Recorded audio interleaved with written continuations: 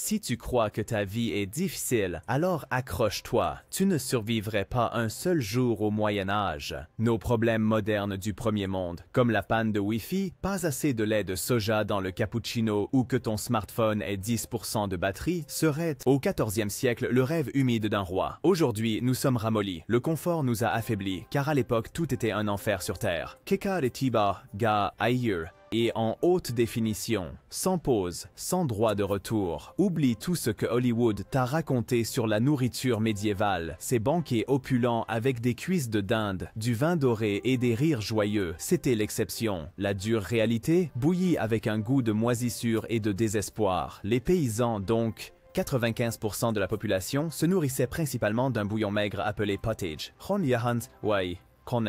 Imagine une soupe boueuse qui mijote pendant des jours, dans la même marmite, sans réfrigération, sans espoir. Un peu de légumes, si on avait de la chance. Et sinon, il y avait des punaises, de la terre, et le goût de « Aujourd'hui, nous n'avons rien eu dans le jardin ». L'aliment de base était le pain, mais pas le pain demi-moelleux du supermarché. Non, le pain médiéval ressemblait plutôt à une pierre avec une croûte. La farine était moulue avec des pierres. Au sens propre, c'était tout à fait normal de se casser quelques dents en mâchant. Dentiste, il n'y en avait pas. Antidouleur, peut-être une prière ou un bon coup sur la tête, mais ça devient encore pire. Beaucoup de pain contenait de l'ergot, un champignon qui pousse sur le seigle. La conséquence? Des hallucinations, des sensations de brûlure de la peau et, dans le pire des cas, la mort. Oui, certains historiens pensent sérieusement que des chasses aux sorcières entières ont été causées par du pain empoisonné, provoqué. Imagine ça, tu mords dans ton pain du petit déjeuner et soudain, tu penses que ta voisine est une sorcière, alors qu'elle a simplement le même boulanger que toi. Bière au petit déjeuner, eau pour mourir. Si tu penses maintenant, bon, je vais juste boire quelque chose avec. Alors, surprise, c'est encore plus dégoûtant. L'eau n'était pas la solution au Moyen Âge, c'était le problème. Chaque mare, chaque puits, chaque ruisseau était une fosse bouillonnante d'urine, de cadavres d'animaux et d'agents pathogènes qui feraient danser en rond les virologues d'aujourd'hui. Eau potable, seulement pour les masochistes. On buvait aussi de la bière, tout le temps. Les enfants, les personnes âgées, les femmes enceintes, même les moines au monastère, tous se saoulaient quotidiennement avec de la petite bière, pas parce qu'ils voulaient faire la fête, mais parce que c'était littéralement plus sûr qu'un verre d'eau. Un enfant de 5 ans au Moyen Âge avait plus souvent de la bière dans le sang qu'un festivalier allemand le 3e jour. Et, si tu penses que le poisson est une alternative saine, oui, si tu crois que sain prend la forme de poisson séché pendant des mois, qui sent la mer morte, poisson frais seulement pour les gens qui habitaient directement au bord de l'eau. Tous les autres devaient se contenter de momies de poissons pourris, frottées avec tellement de sel que tu as besoin de 3 litres de bière légère après une bouchée pour sauver ta circulation. Et maintenant, arrivons à le summum absolu de la qualité de vie médiévale, la culture des toilettes. Tu penses qu'une toilette chimique à un festival est malheur.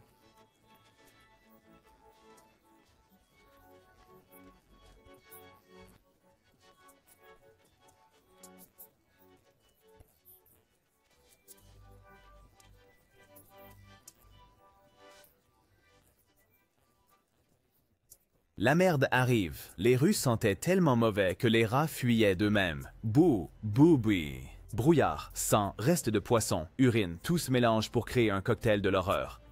Dans les châteaux, il y avait des soi-disant garde-robes. C'étaient des trous dans le mur par lesquels on laissait son contribution descendre directement le long de la façade extérieure. Très élégant. Et si tout cela devenait trop, on appelait le gang farmer. Sa tâche, ramasser les excréments la nuit dans les latrines bondées. Il était si impopulaire qu'il n'était même pas servi dans le bar, mais au moins il était bien payé. Finalement, on le sentait déjà à 2 rues de distance. Si tu penses que ton boulot de 9 à 17 heures est dur, au Moyen Âge, tu avais plutôt un 5 à tous tes fichus travail. La plupart des gens travaillaient comme paysans, ce qui signifiait se lever au premier chant du coq, travailler toute la journée comme un bœuf, et le soir tomber mort de fatigue dans le lit. Si on en avait un, l'agriculture n'était pas une expérience bucolique et naturelle. C'était un travail épuisant avec des outils en bois et la force animale par tous les temps, sans congé, sans jour de maladie. Les bœufs tiraient le charrue et ceux qui étaient trop faibles la tiraient eux-mêmes. Pendant la moisson, il fallait trimer 16 heures par jour, pieds nus, avec des ampoules aux mains et le soleil dans le dos. Consommation de calories supérieure à 4000. Quotidiennement, les gens n'étaient pas des influenceurs fitness, ils n'avaient tout simplement pas le choix. Et si tu n'étais pas agriculteur, pas mieux. Les métiers artisanaux n'étaient guère mieux. Les forgerons travaillaient dans des ateliers étouffants de chaleur, respiraient des nuages de fumée toxique et se brûlaient fréquemment ou endommageaient leur rétine. Les tanneurs, aussi les gens qui fabriquaient du cuir, travaillaient avec urine, excréments et chaud. Ils sentaient pire qu'une toilette publique à la gare en plein été. La puanteur était si terrible qu'ils vivaient dans leur propre quartier, devaient, sans bougie parfumée. Et les enfants, ils n'avaient pas non plus de pause. À 7 ans, la carrière commençait comme apprenti, donc main-d'œuvre gratuite avec un minimum de nourriture. Et stress maximal. Les années d'apprentissage n'étaient pas des années de seigneur, mais l'antichambre de l'épuisement professionnel. Sauf qu'à l'époque, on appelait ça la vie. Appelait. Et ensuite, comme si ce n'était pas déjà assez, quelqu'un tombe malade avec de la fièvre. De nos jours, on appelle le médecin. À l'époque, on appelait le barbier chirurgien. Ou pire, le charlatan avec la meilleure offre de sangsue de la semaine. La médecine au Moyen-Âge était une sorte de pari morbide. Tu y entrais avec un rhume et en ressortais avec moins de sang, plus de douleur et une bonne dose de mercure dans le corps.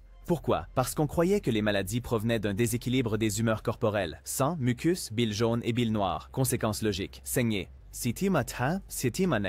Beaucoup, de préférence quotidiennement. Les sangsues étaient le remède universel. Un manuel médical recommandait pour certaines afflictions jusqu'à utilisant simultanément 70 de ces vampires glissants, comme si tu étais une station de boissons vivantes pour des vers avec des dents. Et si cela ne fonctionnait pas, il y avait le mercure. Oui, le métal lourd mortel. On l'appliquait sur la peau des personnes souffrant de maladies cutanées. Les patients atteints de syphilis en étaient gavés et c'était probablement aussi servi en dessert parce que ça a un goût métallique, ça doit bien aider. Le taux de mortalité était donc biblique. Un tiers de tous les enfants mouraient avant d'atteindre l'âge de 5 ans. La plupart des adultes n'atteignaient pas 40 ans. Si tu avais 50 ans, tu étais un miracle ambulant. Et puis est arrivé l'adversaire ultime, la peste qui noire, celle qui a fait de l'Europe une inhumation de masse. Des villes entières ont été anéanties. Les rues étaient pleines de cadavres. Les rats organisaient des raves et les médecins ressemblaient à des corbeaux à un festival gothique. Avec leurs masques à bec bizarre qu'ils remplissaient de plantes pour masquer l'odeur de putréfaction.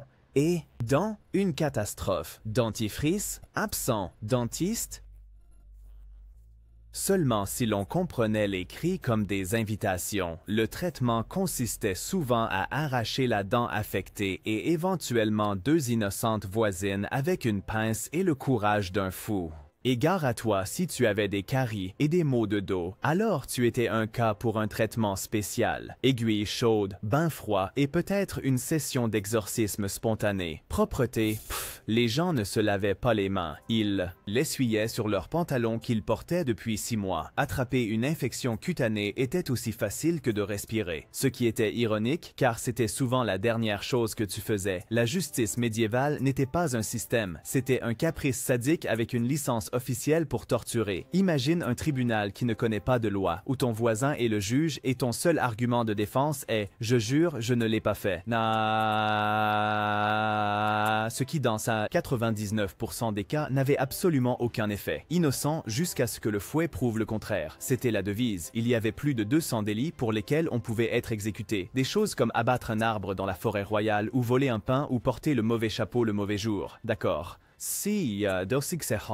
Le dernier point, nous l'avons inventé. Peut-être. Et comment se décidait-on si quelqu'un était coupable? À travers ce qu'on appelait les jugements de Dieu. Ça sonne biblique, mais c'était juste malsain. Exemple. Tu devais porter un fer rougeoyant sur plusieurs mètres. Si ta main n'était pas complètement brûlée après cela, tu étais innocent. Spoiler. Elle était toujours complètement brûlée. Ou le bon vieux test de l'eau. On te liait et te jetait dans un étang. Si tu coulais, félicitations. Tu étais innocent. Si tu restais à la surface, pas de chance, tu étais une sorcière et tu étais brûlé. Effectivement, un jeu appelé coule ou brûle. Et si tu avais vraiment la poisse, tu subissais une exécution publique. Mais ce n'était pas un acte silencieux de justice. C'était le Netflix de l'époque. Des familles entières venaient avec un panier de pique-nique. Regardez quelqu'un se faire pendre, décapiter ou écarteler. Pour haute trahison, il y avait la version de luxe. D'abord traîner à travers la ville, puis à moitié pendre, sortir les entrailles tout en étant conscient, ensuite décapiter et écarteler, et à la fin empaler les morceaux comme avertissement. Marketing médiéval. Ne fais pas de bêtises ou tu deviendras de la déco. Si tu pensais que ça ne pouvait pas être pire. Eh bien, imagine que tu es arrêté pour vol. Donc, parce que tu as volé un pain moisi pour nourrir ta famille. Aujourd'hui, il y aurait peut-être une amende. monde. Au Moyen Âge, bienvenue en enfer par tranche. D'abord, il y avait le cachot, mais pas une belle prison avec 3 repas et télévision. Non, c'était une sombre cave en pierre humide infestée de rats. Sans lit, sans toilette, sans nourriture, à moins que ta famille t'apporte quelque chose. Sinon, ton dernier encas était la moisissure du sol, joyeux pourrissement, et puis est venue la torture. Pas comme punition, mais pour recherche de la vérité. On voulait savoir si tu avais volé ou ce que tu savais, ou simplement combien de temps tu pouvais crier jusqu'à ce que tes poumons lâchent. Il y avait Zanzbé qui, le banc de torture, on t'attachait fermement les mains et les pieds et on tirait jusqu'à ce que tes articulations disent non. N. Ensuite, les vis à pouce classiques, ça a l'air inoffensif, mais c'était comme un rendez-vous avec un marteau-piqueur sur tes os. La Vierge de fer, pas un groupe de métal, mais un cercueil en métal avec des pointes à l'intérieur. On se tient debout à l'intérieur, la porte se refermer et ton corps devient du gruyère. D'ailleurs, ces interrogatoires menaient presque toujours à un aveu. Évidemment, tu dis tout quand quelqu'un te menace de te transformer en puzzle humain. Et tu sais ce qui se passait ensuite. Souvent, l'exécution malgré tout. Bingo. Pour des délits mineurs comme jurer, désobéir ou roter trop fort. Bon, ce dernier est discutable, mais qui sait, entraînait une humiliation publique. Le pilori fixait tête et main et tu restais des heures sur la place du marché, pendant que des enfants te lançaient des fruits pourris. Et la plupart du temps, ils atteignaient leur cible. Le docking stool était une punition spéciale pour les femmes querelleuses. On attachait la femme sur un siège et on la plongeait dans une rivière, encore et encore, avec toute l'affection de l'égalité. Si tu pensais que mourir était terrible, attends de devoir vivre. Allez, mets ton armure brillante, saisis ton épée noble et pars à la guerre. Pense arme dessus. La réalité, tu portes une armure en tissu trempé de sueur, qui offre autant de protection qu'un papier de pain humide. Face à un coup de marteau et ton l'armure de la ferme, fabriquée à partir de tout ce qu'il pouvait trouver.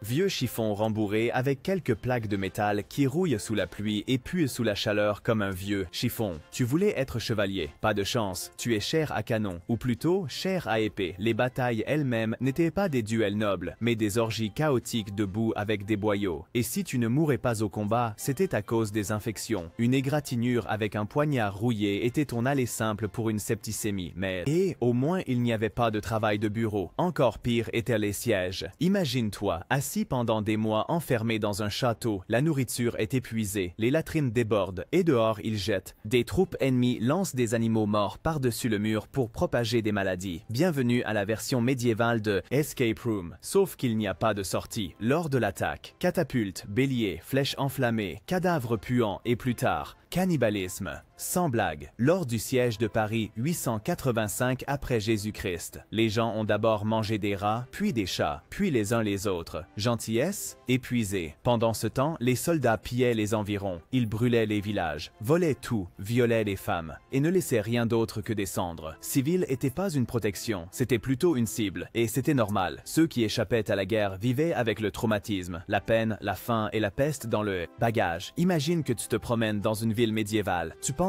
à des ruelles romantiques, une idylle pavée, eh bien non. Tu entres dans une zone de guerre olfactive. Ça sent la mort, la saleté, la pisse, les restes de poissons, la chair en décomposition, l'urine, les excréments, la sueur, la fumée et encore une odeur qui ne peut être décrit que par « Dieu nous a abandonnés ». Les rues n'étaient pas des rues. Elles étaient des décharges avec une adresse. Les bouchers jetaient des déchets animaux directement devant leurs magasins. Les excréments étaient jetés par les fenêtres, renversés. Les déchets n'étaient pas éliminés, mais ignorés, jusqu'à ce qu'ils deviennent des meubles temporaires. Des rivières entières comme la Tamise sont devenues des puanteurs nauséabondes. Des bouillons qui abritaient plus de peste que de poissons. Les gens se lavaient à peine, non pas parce qu'ils étaient paresseux, mais parce qu'ils pensaient que se baigner était malsain. Pas de blague. On croyait que l'eau chaude ouvrait les portes et à travers les maladies pouvaient entrer par les pores, comme des invités agaçants à une mauvaise fête. C'est pourquoi beaucoup ne se baignaient que 2 fois par an, au printemps et à la fin de l'été. Le reste était une attaque olfactive constante pour tout ce qui avait un nez. Les poux, quotidiens, il y avait des peignes à poux spéciaux, et si tu figurais dans une annonce médiévale disant « à peu de poux », c'était considéré comme positif. Les vêtements étaient rarement lavés. On portait la même tenue pendant des semaines ou des mois. Les sous-vêtements étaient en tissu tissu rugueux, les vêtements de dessus en laine lourde et puante, chaussures, cuir fin, semelles plates, aucune protection. Amusez-vous bien sous la pluie. Douche, il ne connaissait pas. Déodorant, cela s'appelait sauge. Ou, s'il te plaît, retiens simplement ton souffle. Pour combattre la puanteur, les riches portaient des pomandères, de petites boules parfumées aux herbes, qui pendaient autour du cou comme une version médiévale de fébraise d'aéroport. Et la vie privée, lol. Des familles entières vivaient dans une seule pièce. Cuisiner, dormir, disputer, aimer, tout en un seul endroit. Les lits étaient partagés avec des frères et sœurs, avec des étrangers, avec puces. Bienvenue à Insomnie à Sachsenhausen, la vie médiévale alimentée par l'ignorance et la peur. La société au Moyen-Âge n'était pas un endroit pour rêver, c'était une version préhistorique de « tu restes ce que tu es ». Et attention, si tu veux plus, la mobilité sociale était quasiment inexistante. Si tu étais né paysan, tu restais paysan, jusqu'à mourir de faim, d'épuisement ou de la peste. Échelle de carrière, tout au plus si tu remplaçais le cadavre du forgeron qui s'est fait exploser en fondant. Les nobles vivaient dans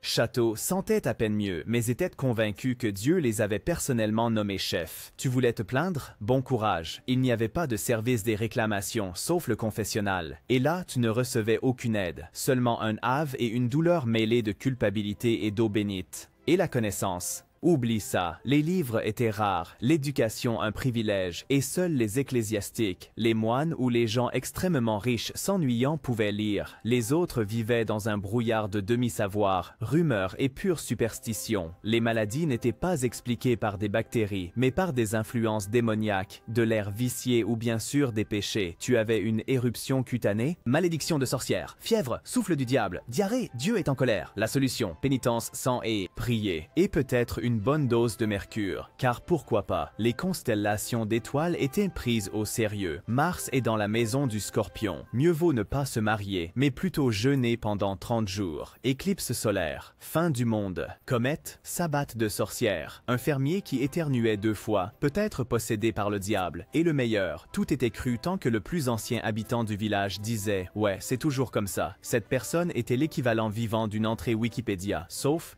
avec plus de préjugés et aucune source. Nouvelle médiévale, lente, fausse, mortelle. Tu veux savoir ce qui s'est passé hier dans la ville voisine? Sis Pekrona Adinroar. Bonne chance. Au Moyen-Âge, la communication était aussi efficace qu'un pigeon voyageur désorienté. Il n'y avait ni journaux, ni télévision, ni internet, seulement messagers avec des jambes de bois, mauvaise route et la probabilité qu'ils meurent en chemin, qu'ils soient volés ou qu'ils décident simplement de commencer une nouvelle vie ailleurs. Les nouvelles voyageaient avec chevaux, ânes ou pieds nus sur des chemins boueux qui avaient plus de nids de poules que de routes. Un événement survenu à 50 km pouvait peut-être te parvenir, peut-être après une semaine, et alors seulement sous forme de rumeurs au bar, racontées par le frère du beau-frère d'un charretier qui, soi-disant, connaissait quelqu'un qui l'avait vu. Vérification des faits, s'il vous plaît. Si 3 personnes disaient qu'un loup-garou habitait dans le village voisin, alors c'était la loi. Et s'il était dit que le moulin était ensorcelé parce que les pains ne levaient plus, alors le soir la fille du meunier brûlait sur le bûcher. Bienvenue chez Breaking News. Propulsé par la panique et les flambeaux, les potins du village étaient le Twitter du Moyen-Âge. Un malentendu devenait un scandale, une chasse aux sorcières, un meurtre. Tout cela en un après-midi. Les meilleures sources. De vieux hommes à moitié aveugles avec une mémoire comme une passoire. Et la conviction que tous les problèmes venaient de l'Est. Ça vous dit quelque chose, non? Même les décrets royaux mettaient des mois pour arriver quelque part. Et même alors, ils pouvaient être mal lus par le scribe en surpoids. Ce qui était pensé comme une exonération fiscale devenait une nouvelle obligation d'exécution. Une classique erreur du lundi. Et les informations nationales? Une véritable rareté. Ce qui se passait en Italie, on l'apprenait peut-être en Angleterre 1 an plus tard, quand n'importe quoi. À moins que ce ne soit la peste. Elle voyageait plus vite que n'importe quelle nouvelle et réglait les malentendus directement avec le Außer Atem.